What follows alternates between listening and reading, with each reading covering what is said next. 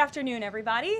Thank you for being here today. We are going to get to my remarks and Q&A as always, but I do have the FBI director with me here, Kash Patel. You all know him well, and he's here to provide an update for you all with respect to China. As you know, President Trump had a very successful meeting on his trip to Asia with President Xi, where they discussed the need for China to crack down on fentanyl production and distribution, which ultimately makes its way here to the United States of America. And the FBI director recently traveled to China following President Trump's meeting to meet with his counterpart in Beijing.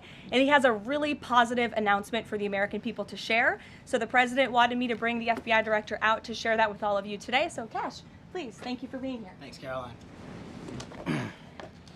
As Karoline mentioned, we have some tremendous news, thanks to President Donald J. Trump once again for the American people. As soon as the President of the United States took office, he issued a mandate to rid America of the scourge that is fentanyl, a drug that has killed hundreds of thousands of Americans. Thanks to his leadership and direct engagements with China, we set up a framework to execute that mission 8 months ago. Attorney General Bondi immediately thereafter took steps to engage her counterpart in China at the Ministry of Public Security. Pursuant to their direct discussions, as the FBI director designated to run counterpoint on this, along with the Secretary of State Rubio and Ambassador Perdue and the team here at the White House, we set forward a path to implement the policy needed to crush the plague of fentanyl. Deputy Attorney General Blanche and our teams have been hard at work ever since, ultimately culminating in my trip to Beijing last week. This was only possible due to President Trump's historic engagement with President Xi just a few short weeks ago that set the stage for today's announcement. At that meeting, the leaders reached an agreement. But just to put this in frame for the American people, a reminder here that nearly 100,000 people died of fentanyl overdoses just last year alone. Here, this year, under this president, the FBI has seized 1,900 kilograms of fentanyl so far. That is a 31% increase from the same time period last year. To put it in perspective, that's enough fentanyl to kill 127 million Americans. Fentanyl precursors are what makes up fentanyl. While we, the interagency, the Department of Justice, have been fighting hard to seize and stop drug traffickers, we must attack fentanyl precursors, the ingredients necessary to make this lethal drug. That was the sole purpose of my trip to China, to eliminate these precursors. And if successful, we would suffocate the drug trafficking organization's ability to manufacture fentanyl in places like Mexico. This was the first time an FBI director has been to China in over a decade and received the audience with his counterpart to address this matter directly. And again, thanks to President Trump's direct engagement with President Xi, the government of China committed fully to my engagement there on the ground in Beijing at a level never seen before. While at Ministry of Public Security headquarters, I met with my counterpart at MPS, where the Chinese government agreed on a plan to stop fentanyl precursors. What does that mean? The People's Republic of China has fully designated and listed all 13 precursors utilized to make fentanyl. Furthermore, they have agreed to control 7 chemical subsidiaries that are also utilized to produce this lethal drug.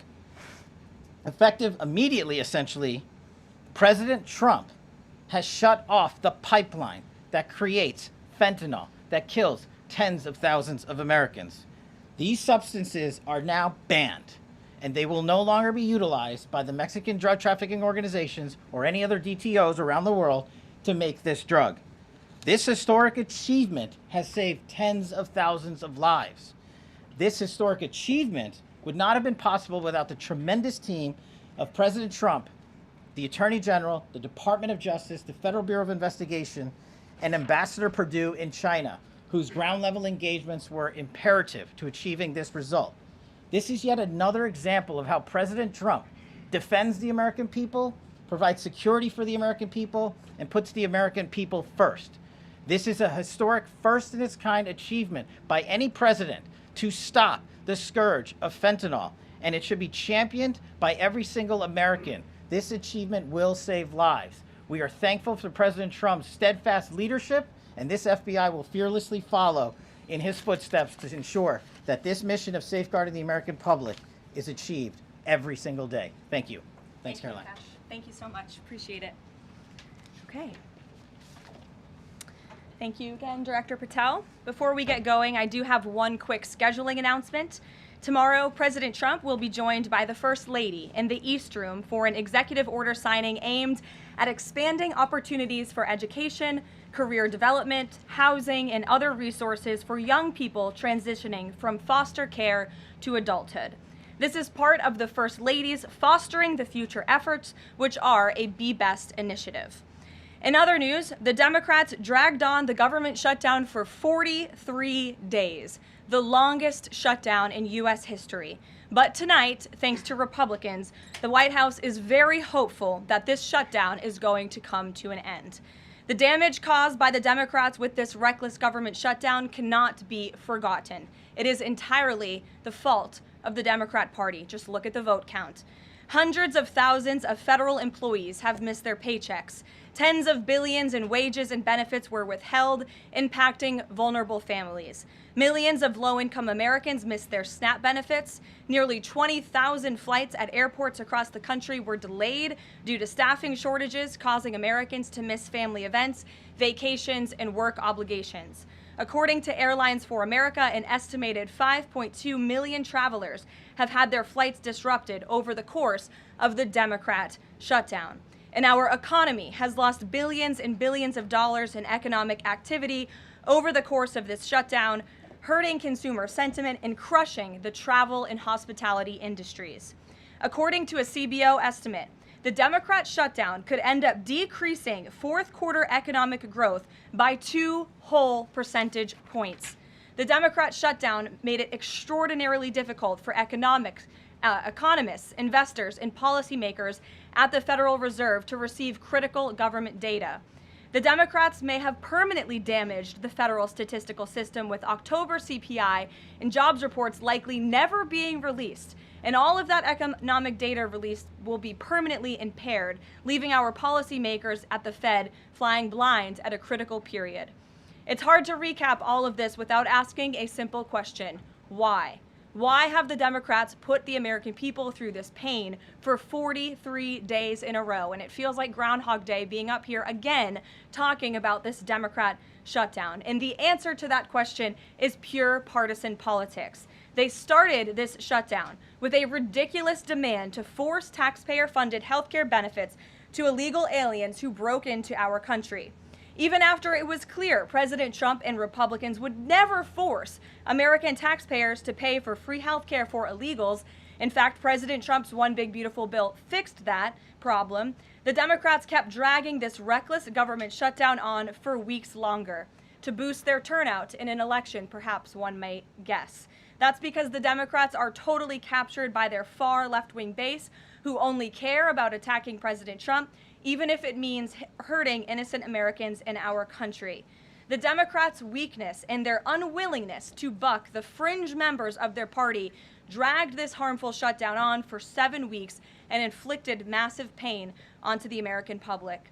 But let's be clear, the clean CR being voted on today in the House of Representatives that will lead to the reopening of the federal government is what President Trump and Republicans have supported from day one. Our troops, air traffic controllers, and federal employees will be back to receiving their regular paychecks. Families in need will get back to receiving their food purchasing assistance, and the people's government will soon be back open for business. President Trump looks forward to finally ending this devastating Democrat shutdown with his signature, and we hope that signing will take place later tonight. On another matter, I want to address the affordability issue that's received a great deal of media attention this past week, which is ironic because it didn't receive that much attention when Joe Biden was here and inflation was at a record high 9%, the worst inflation crisis in modern American history. And President Trump won a landslide election in part to address the affordability issues created by Joe Biden and the Democrats. And that's exactly what President Trump has done since day one of his administration. Since the first day in office and every day since, the Trump administration has taken aggressive action to fix the Biden-created cost of living issues. The notion that the same Democrats who just shut down the federal government to sabotage our economy, rob people of their paychecks, and also helped Joe Biden ratchet up inflation to 9% are now suddenly affordability champions, that notion is completely absurd. And it's something only the liberal media would have the gall to push. But the reality is that President Trump and his administration have done so much to lower prices and increase the economic prosperity of the American people. And this president and his team of amazing economic advisors are going to keep working on this issue every single day. In less than 10 short months, President Trump signed the largest middle-class tax cuts in American history, including no tax on tips, overtime, and Social Security, which will guarantee that next year Americans are going to put more money back into their pockets. The president has completely unleashed American energy dominance to help bring gasoline prices to the lowest in 5 years, and we expect them to continue to decrease. And it has also lowered energy costs overall. There is more work to do, but again, the president's deregulatory and pro-American energy agenda is absolutely going to continue to drive down prices. This formula worked in the president's first term, and we expect that it's going to work again. And this is key because we know energy costs are the #1 driver of inflation. Again, just look at what Joe Biden did to our energy industry over the past 4 years of his administration, and look at what happened to inflation as a result. Everything became more expensive. To lower prescription drug prices and healthcare costs, the president has been working around the clock on this issue. He is obsessed with negotiating these good deals on behalf of the American people to bring down pharmaceutical costs and drug costs for Americans, and he has done so on a number of fronts. You have seen him discuss that in the Oval Office several times. To fuel small businesses, lower their costs, and incentivize hiring, the Trump administration has already cut 30 unnecessary regulations for every new one on the books, which we know will save employers and small businesses across the country thousands of dollars in regulatory burdens. All of these pro-Trump policies are working, and they will continue to work. Wages are rising at the fastest pace of the start of a presidential administration in 60 years. The cost of the typical new mortgage is down by nearly $3,000 per year. There's much work to do, and this administration will continue to do it. But President Trump has already made great progress in cleaning up the economic disaster that was created by Joe Biden. With that, I will take your questions today, and in our new media seat, we have Bev Turner, who works for a new outlet, a UK outlet, but based here in Washington, D.C., GB News. Bev, thank you for being here today. Why don't you kick us off? Thank you, Caroline. So the clock is ticking on the Friday deadline by which the BBC must retract and apologise for their malicious edit of the president in the documentary shown last year. The recently resigned Director General of the BBC yesterday described the organisation as the very best of society and blamed the enemies of the BBC for this outcome. Also yesterday, a senior government minister launched a fierce defence of the channel in the House of Commons, saying that the broadcaster remains a light on the hill for people all over the world. So, does the president feel that the network is taking the situation seriously? Does he believe that they've shown sufficient regret? Does this strain the relationship between the president and the prime minister? And given that the organisation is publicly funded, is the president prepared to bankrupt the BBC in his pursuit of truth and justice? Well, thank you, Bev. There's a lot of questions in one there. I will say I know the president has a very good relationship with Prime Minister Starmer. You have been there, you've seen them in their interactions, you've questioned both leaders in your time joining us when we've gone to the United Kingdom a few different times now. However, he has always been very frank when he disagrees with leaders, even whom he has a good relationship with. And the BBC, being a fair news organization, is definitely an outlet I think these two leaders would disagree. The president has made it very clear that this is a leftist propaganda machine that is unfortunately subsidized by British taxpayers, and he thinks that's extremely unfortunate for the great people of the United Kingdom and Great Britain. And I think that the president was deeply concerned by the editing, the purposeful and dishonest editing of his speech that was so clearly fake news, and he rightfully dubbed that term many years ago, and this is a classic example of that. We see it in the United States all the time. We see it now in the United Kingdom. As you know, the president's external legal counsel has filed a lawsuit against the BBC. We expect that to continue, and whether they apologize or not is up to them. Thanks for being here, Bev. Ouija. Thank you, Caroline. Sure. I have your statement about the new Epstein emails that have been released by House Democrats. Separate from why you believe the emails were made public, can you address their substance? Did the president ever spend hours at Jeffrey Epstein's house with a victim? These emails prove absolutely nothing other than the fact that President Trump did nothing wrong. And what President Trump has always said is that he was from Palm Beach, and so was Jeffrey Epstein. Jeffrey Epstein was a member at Mar-a-Lago until President Trump kicked him out because Jeffrey Epstein was a pedophile and he was a creep. And this email you refer to with the name of a victim that was unredacted now and has since been reported on in this room, so I will go ahead and say it, Virginia Giuffre. And it was CBS's own reporting, Ouija, that recently wrote that Miss Giuffre maintained, and God rest her soul, that she maintained that there was nothing inappropriate she ever witnessed, that President Trump was always extremely professional and friendly to her. And so I think it's a question worth asking the Democrat Party, and you should all go ask them after this briefing, of why they chose to redact that name of a victim who has already publicly made statements about her relationship with Jeffrey Epstein and is unfortunately no longer with us. Mary. Thank you, Caroline. 2 questions on this. In the interest of transparency, why not just go ahead, release the full files on Epstein, get this all over with? This administration has done more with respect to transparency when it comes to Jeffrey Epstein than any administration ever. In fact, this administration, the Department of Justice, has turned over tens of thousands of documents to the American people.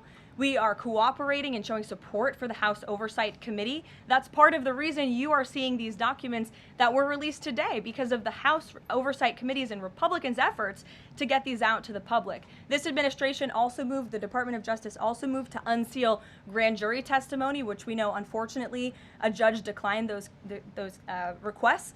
So this administration has done more than any, and it just shows how this is truly a manufactured hoax by the Democrat Party.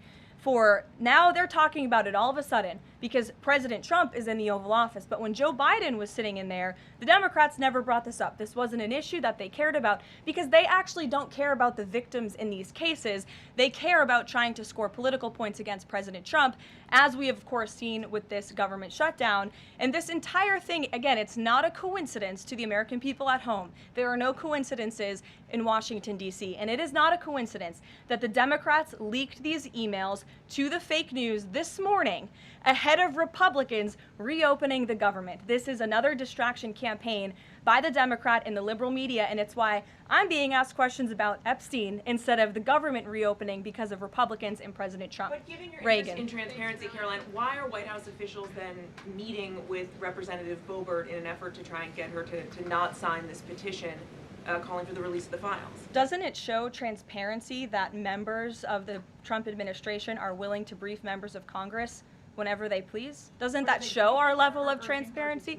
Doesn't that show the level of transparency when we are willing to sit down with members of Congress and address their concerns? That is that's a defining factor of transparency, having discussions with members of Congress about various issues. And I'm not going to detail conversations that took place in the Situation Room in the press briefing room. Reagan. I have a question about the government shutdown. Thank you. The Middle East. I'm glad someone does.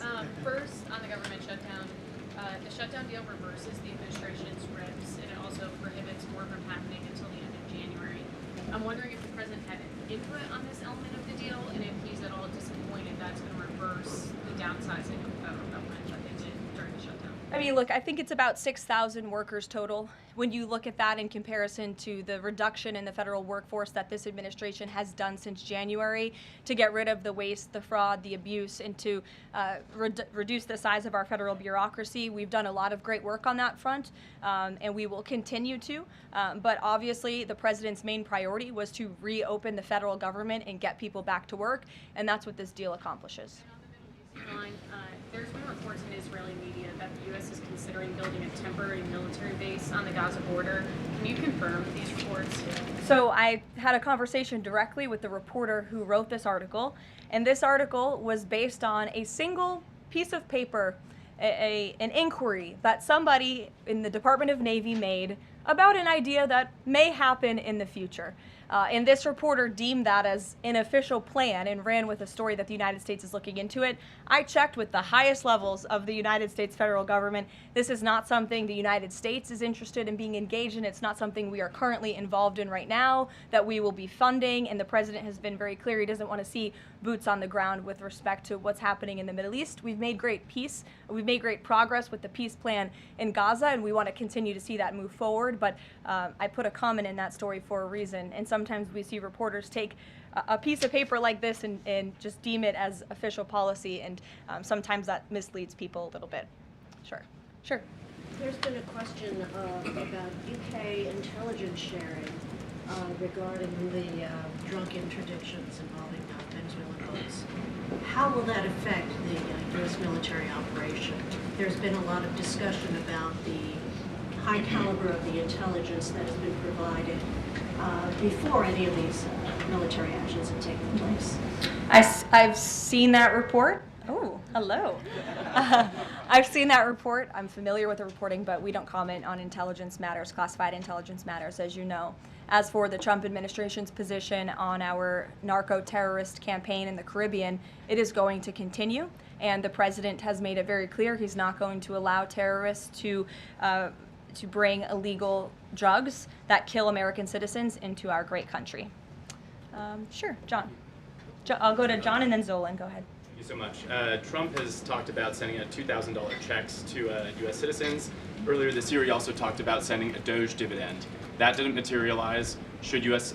Citizens expect a $2,000 proposal? Is the White House committed to making that happen? The White House is committed to making that happen, yes, and we are currently exploring all legal options to get that done. I don't have a timeline for you or any further details, but I can confirm for you that the president made it clear he wants to make it happen, and so his team of economic advisors are looking into it, and when we have an update, we'll provide one.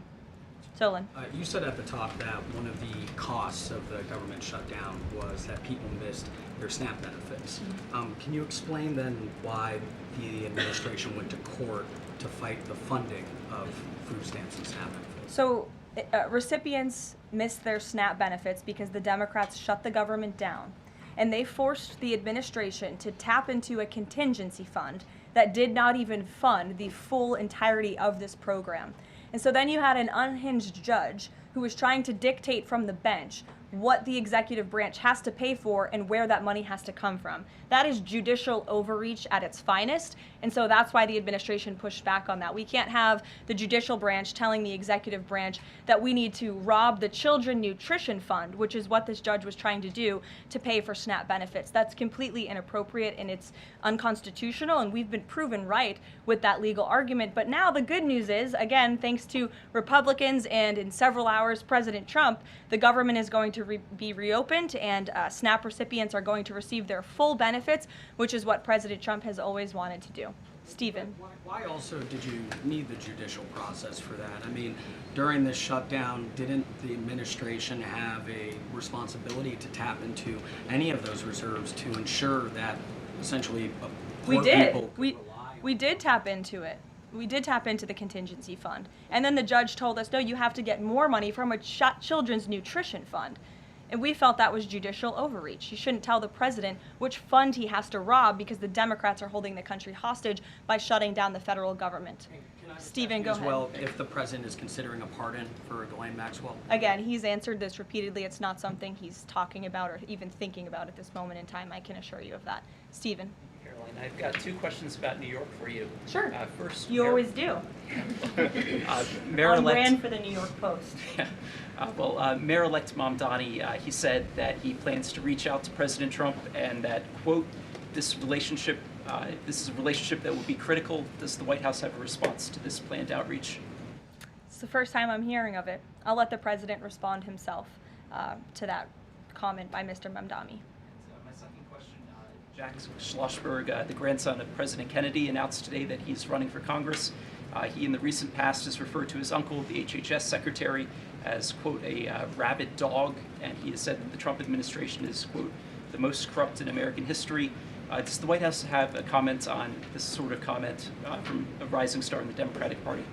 I don't even think such ridiculous comments are responding to. Obviously, those things are not true. And Secretary Kennedy is doing a phenomenal job bringing transparency and the gold standard of science back to our healthcare system.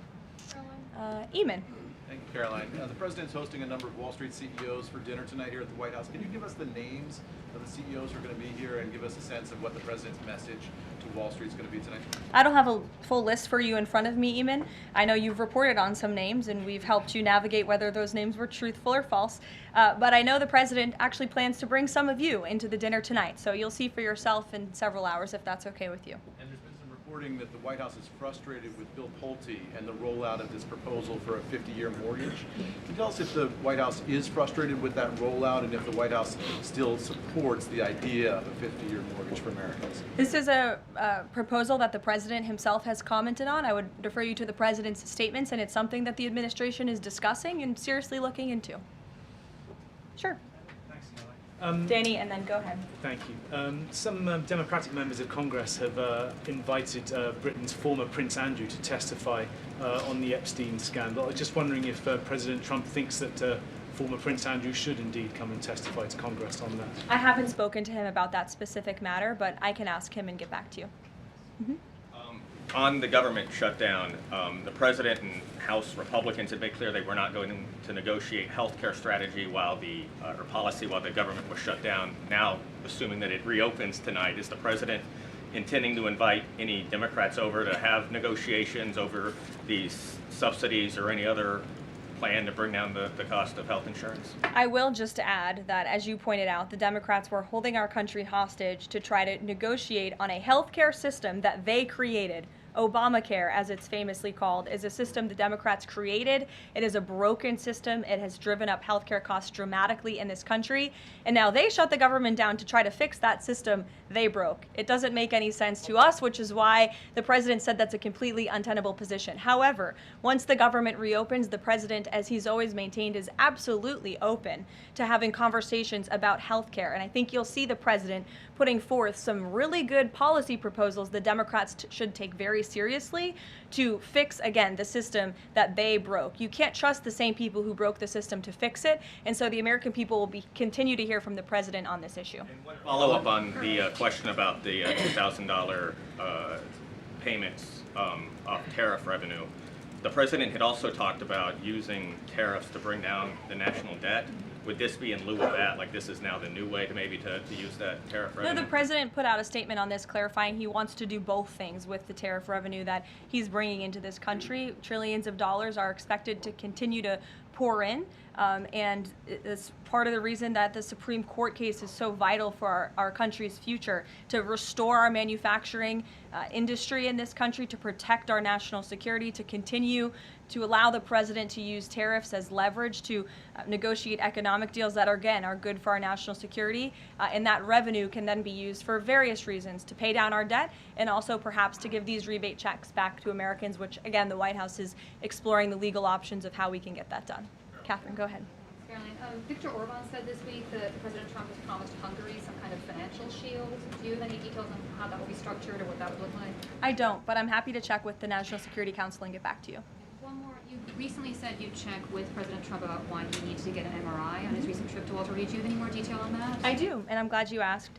As stated in the memo provided on October 10th, President Trump received advanced imaging at Walter Reed Medical Center as part of his routine physical examination. The full results were reviewed by attending radiologists and consultants, and all agreed that President Trump remains in exceptional physical health, which I know all of you will see with your own eyes later this evening when he opens up his dinner to the press, and perhaps you will see him when he signs the bill to reopen the federal government. So stay tuned on plans for that. Thank you, everyone.